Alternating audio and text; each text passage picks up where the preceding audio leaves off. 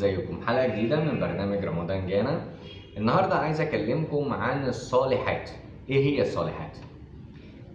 انتوا دلوقتي طبعا في العشر الاواخر من رمضان، كل سنة وحضراتكم طيبين وربنا يعود عليكم الايام بخير، وربنا يكتب لكم ثواب صيام وقيام شهر رمضان، ويتقبل منا ومنكم جميعا.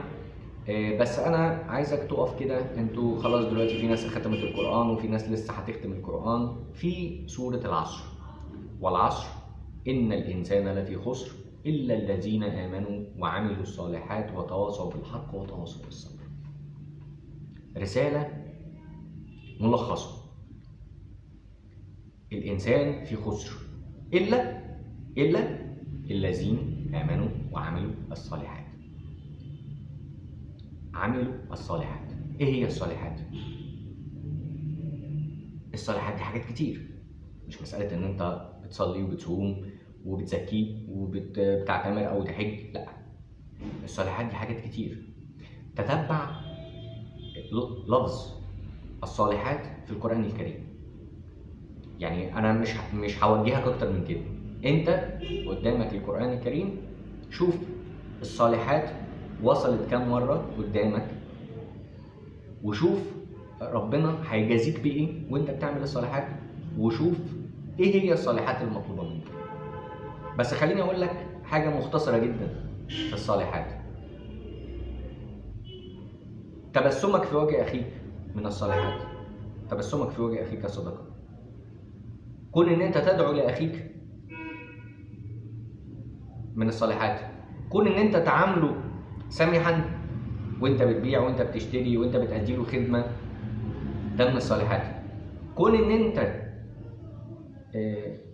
بتقف جنب الناس بتساعدهم ايا كان نوع المساعدة، كل ده من الصالحات. مش بس ان انت تتصدق، ومش بس ان انت تزكي، ومش بس ان انت تتبرع، لا. الصالحات دي حاجات كتير جدا.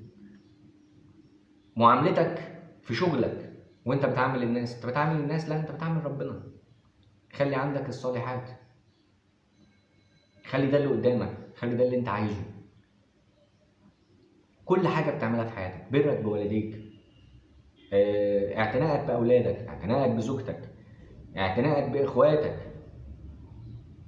بقرايبك، بكل محيطك، جيرانك بالذات، لأن احنا دلوقتي الناس بقت صعبة قوي، وتعاملهم مع بعض بقى صعب قوي.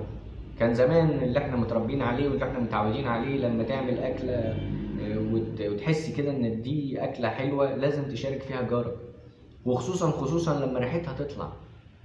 ليه؟ لأن ده يقول لك لا، يمكن نفسه فيها، يمكن مش هيقدر يعملها النهارده، مش هيقدر، مش عشان معهوش فلوس، مش هيقدر، عشان ممكن مش هيقدر النهارده، بس ممكن تهف عليه. ليه؟ بكره هو هيعمل، نديله النهارده، ما فيهاش حاجه.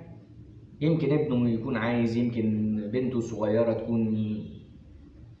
ليه مش ليه استنى لما يعمل؟ طب ما انا اقول له لا، انا اديله. الناس في المناسبات طبعا،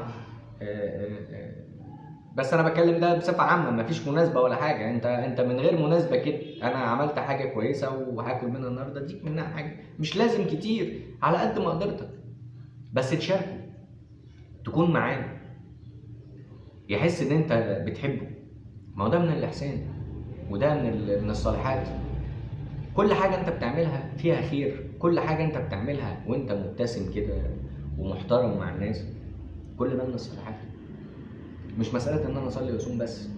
انا ما بقولش ان انت تعمل الصالحات بقى وما تصليش لا، بص يعني ركز. انت هتعمل الفروض اللي عليك وتعمل الصالحات علشان تفوز. ما هو الحياة اللي انت عايشها دي قصيرة. طالت عشت 80 سنة 100 سنة برضه قصيرة. الآخرة خير وأبقى.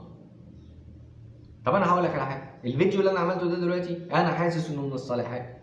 ان انا اكون ان انا اقول لك افتح المصحف وشوف ربنا سبحانه وتعالى كلمك وقال لك الصالحات وكلمك عن المحسنين، شوف بس وردت كام مره واقرا عنهم. ده من الصالحات. لما انت برضو هتشارك الفيديو ده او هتشارك المعلومه اللي انت اخدتها من الفيديو ده من الصالحات. ان احنا دلوقتي بنشارك بعض، بنقول لبعض ايه رايكم نعمل الصالحات.